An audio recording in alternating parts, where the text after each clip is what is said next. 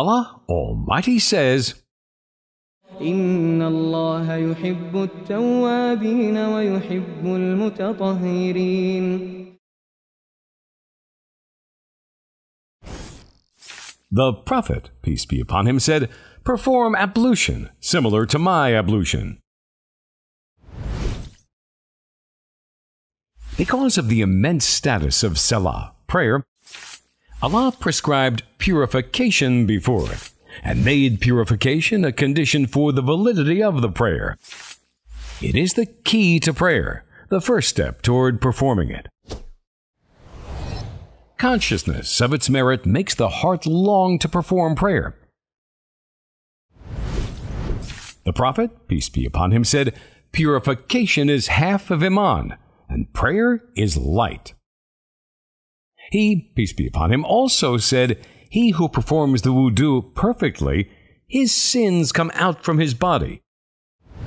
So, a Muslim stands before his Lord in a state of physical purification through ablution, and spiritual purification through performing this act of worship sincerely to Allah Almighty and in compliance with the guidance of the Prophet, peace be upon him. What are the acts of worship for which ablution is obligatory? 1. The prayer, whether mandatory or supererogatory. 2. Circumambulating the Kaaba, tawaf. 3. Touching the Mus'haf, the bound copy of the Quran. I perform ablution, wudu, and ritual bath, ghusl, with purifying water. Purifying water is any water that falls from the sky or springs from the earth and remains in its original state without a change to any of its three characteristics: color, taste, and smell. By one of them, the state of purity of water is interrupted.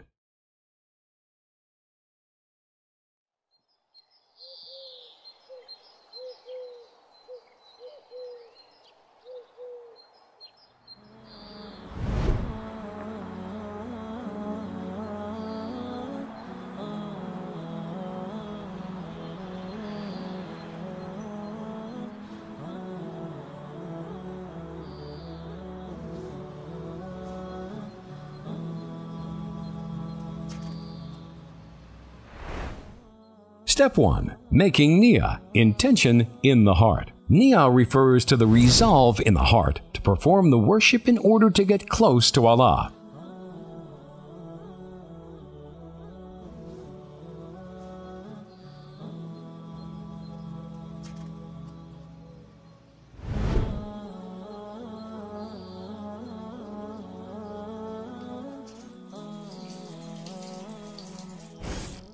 Step 2. Washing the two hands, up to the wrists. Step 3. Rinsing the mouth, mahmadah. Rinsing the mouth means to let water into the mouth and swirl it inside, then spit it out. Step 4. Sniffing the water into the nostrils, istinshaq.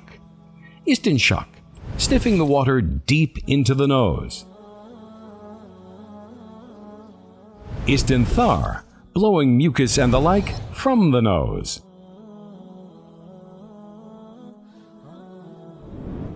Step 5. Washing the face. Face boundaries. The face, the part of the body with which facing is achieved. Facial boundary widthwise, from one ear to the other ear. Facial boundary lengthwise, from the usual hairline on the forehead down to the end of the chin. Washing the face includes everything on it, such as thin hair and also the sideburns and the area between it and the earlobe. Washing the face also includes all the visible heavy hair of the beard and what extends from it. Washing the face also includes the outer surface of thick hair, beard, and however far it extends. Washing the face includes al-adhar, sideburns, are facial hair grown on the sides of the face, extending from the hairline to run parallel to or beyond the ears. Al-bayad is the area between sideburns and earlobes. Step 6. Washing the hands, starting from the fingertips up to the elbows. Washing the elbows is included in the obligatory washing of the hands. Step 7. Passing the wet hands over the head and the ears once. One starts at the hairline and moves his hand back to the nape and then all the way back. He then inserts his index fingers inside his ears, while passing his thumbs over the back of the ears, thus wiping the front and back of the ear.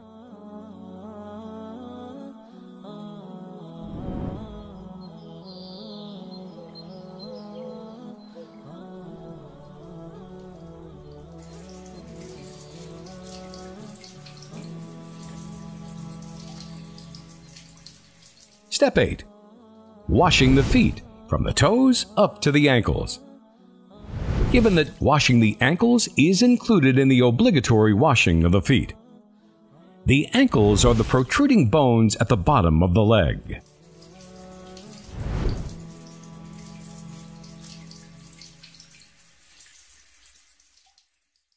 Allahu